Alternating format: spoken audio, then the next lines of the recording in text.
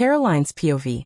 My husband, William, had promised to accompany me to have a prenatal checkup, but he hadn't come home for 3 days. He had told me he would only be gone for a day for a business trip and promised to be back in time, but I didn't know what happened to him. As the days passed, I grew even more worried about him. I'm huddled with my blankets against the window, keeping an eye on the driveway. I rubbed a hand over my swollen belly, praying that William would come home soon. We'd been expecting a little boy for 6 months now, but as the CEO of his own company, he'd been so busy as of late. "Where are you, William?" I whispered out into the morning, watching as the sun peaked just above the forested mountains. My worries quickly melted away as soon as I saw a slick black car coming over the hills and towards our villa. "William!" I gasped, relieved that he was all right. I left the window and came down our extravagant winding staircase, careful not to run so the baby wouldn't be hurt. I came down just in time to see William enter through the door with a smile. Finally, we could be together again as a family. My husband was tall and handsome with sharp features and a well-built figure. They were the same features I'd grown to love and adore. "William," I sighed in relief, "you're okay." I went in for a hug, but there was something about him that gave me pause. William looked at me, but he didn't meet my gaze. "Caroline," he greeted, glancing away from me. I wanted to ask what was wrong, but soon another woman entered our villa. She was strikingly beautiful with piercing blue eyes and curtains of raven hair. She looked at me coldly, silent as she held my husband's hand. Why was she holding my husband's hand? "Who is this?" I asked, almost demanding an answer. Why was she grabbing my husband's hand? More importantly, why was my husband letting her take his hand? I was hoping that she was just a sibling of some sort, but what I saw next made my heart sink. I noticed that this woman was also swollen with pregnancy. She had to be just as far along as I was. Although I hoped for the best, I can't help but feel my stomach drop at the sight. William took a deep breath. "Caroline," he began, "this is Sophia." I watched him squeeze her hand tight, and my heart sank. In an instant, I felt my life crashing down around me. I was struggling to understand what I'd done wrong. "You told me you were on a business trip," I whispered, tears springing to my eyes. A hardened look crosses over William's features.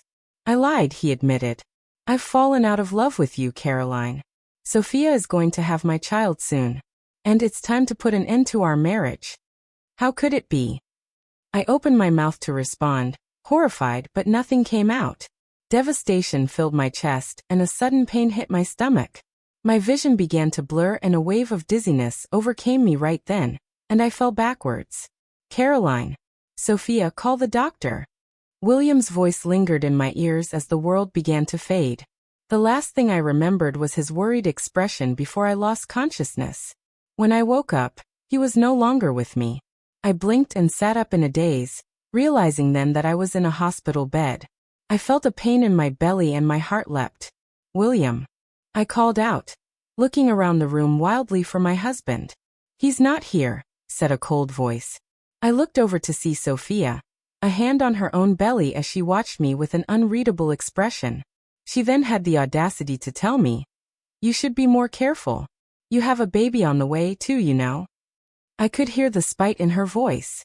This woman had single-handedly wrecked my family, and yet she has the gall to be angry with me. Just the sight of her made me angry. "What do you mean?" I demanded. "Where did William go?" "He had an emergency with the company," Sophia replied, her arms crossed in contempt. "So he asked me to watch over you." "He said what?" I snapped, fury rising up in my chest. I looked at her with disdain, only wishing William were there so I could give him the same look too. I fainted, and yet my husband couldn't even be there for me when I needed him the most. Even worse, he chose his mistress to take care of me. I felt both ashamed and humiliated at that moment. My husband had just betrayed me the way every wife feared the most, and now I was being judged by the homewrecker that had destroyed everything. I wanted to cry in despair and scream in anger all at once. I needed to get out of there. Unable to be in the same room as my husband's mistress, I left the hospital bed. Ignoring the protests of the doctors, I stormed out of the hospital. I headed towards a nearby trail, just wanting to get as far away from Sophia as possible. I couldn't bear the thought of what she and William had done to me. As I walked down a scenic path, I soon found myself surrounded by a small forest of evergreens. The air was crisp and held a slight chill in the air, but it nipped at my skin pleasantly. I could hear the gentle chirps of birds and the song of crickets as day was transitioning to night. I arrived at an artificial lake. It was a perfectly maintained area with docks and a few benches for visitors to rest in peace. The lake itself had pristine clear water, and was surrounded by natural greenery eased my aching heart. I walked down the docks in awe, for just being there calmed my nerves. That's when I heard the click of heels against wood behind me. I just barely turned around in time to see Sophia. I gasped out, a flash of anger and confusion hitting me all at once. What was she doing here? Had she followed me?